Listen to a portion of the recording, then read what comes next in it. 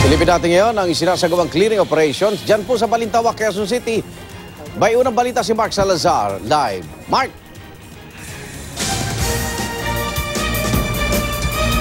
Igan, nandito kami sa Balintawak at kasama ko uli ang MMDA dahil para ipaalala na pinapatupad ang kaayusan dito dahil in the past days kasi Igan nagbalikan na naman dito yung mga obstruction, yung mga illegal parking, yung mga nagdi-deliver sa gitna ng kalsada, nagja-jaywalking, yung mga nagtitinda, mga ambulant vendor na kumakain na ng dalawang lanes nitong EDSA southbound Balintawak area. So bumalik dito sa katerbang mga taga-MMDA para ibalik uli ang kaayusan. Yan ang problema.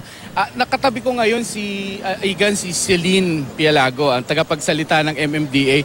Tatanungin ko lang si Celine. Celine, paulit-ulit na lang tayo. Wala ka pa sa MMDA, ito na yung problema sa Balintawak. So paano bang solusyon para talagang permanente may patupad natin ang kaayusan dito sa Balintawak?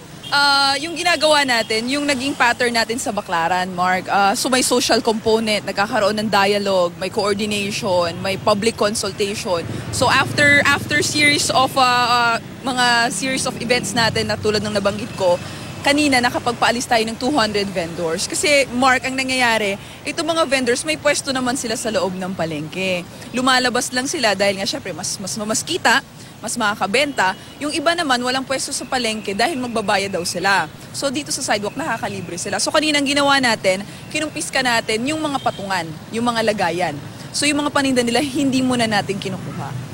Not until such time na talagang magpasaway sila after series of operation.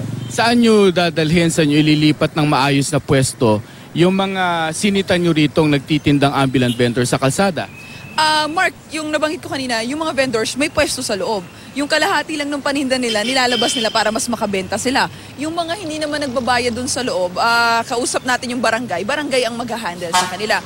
Mamaya yung Samson to Kaingin Road, mag-uumpisa tayong mamigay ng mga info materials para ma-warningan sila na yung susunod nating lilinisin. Bubuksan kasi natin yun So that's the time na kapag nagkaroon na tayo ng proper time na mabigay sa kanila yung ating mga info materials, magki-clearing din tayo doon.